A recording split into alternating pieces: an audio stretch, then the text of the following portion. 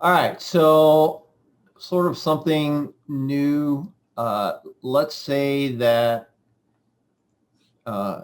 you are working on your project and you're collecting data, it's live, and for some reason you need to put things on hold for just a short period of time and basically take your survey offline, but you don't want to delete the link that's on the web page or wherever you have all of that.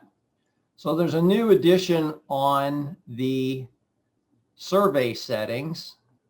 The status has been here before, but there's now custom text that you can put on. So if you take your survey offline, you can add a message that says something like,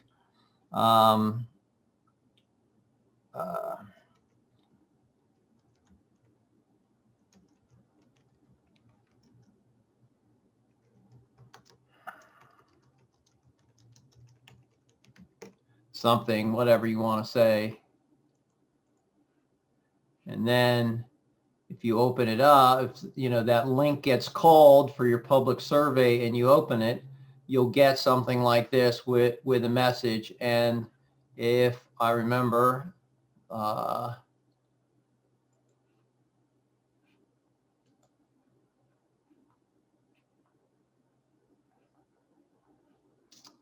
you have the all your word processing tools. You have the ability to use HTML. You can make this look any way you want, but basically you can shut yourself down or a survey down and have some custom text that shows something beyond just it doesn't work. So that's new.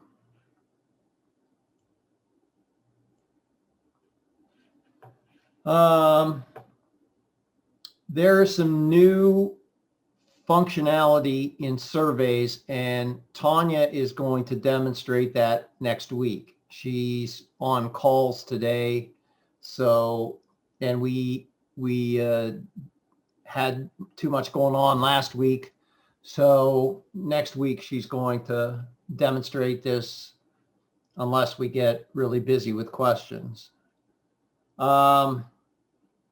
The other thing I wanted to mention,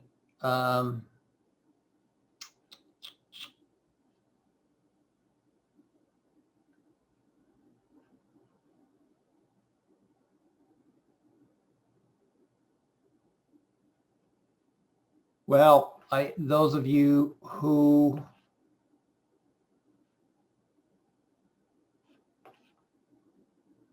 well, that's not really important. There's some new functionality if you happen to use Twilio, and it really is a nice addition. It really, I think, is what. I think I explained this before. If you ever are watching version changes, and you're on your home page or whatever, and you see here the version, if you get a .0, you're getting some kind of brand new serious functionality, and that's when you get the system notification that Vanderbilt supplies to make sure that you see what new has been added. So the Twilio feature is what caused it to jump to a brand new version here. So if you use Twilio, it's worth looking at that and all the different features that you can use now.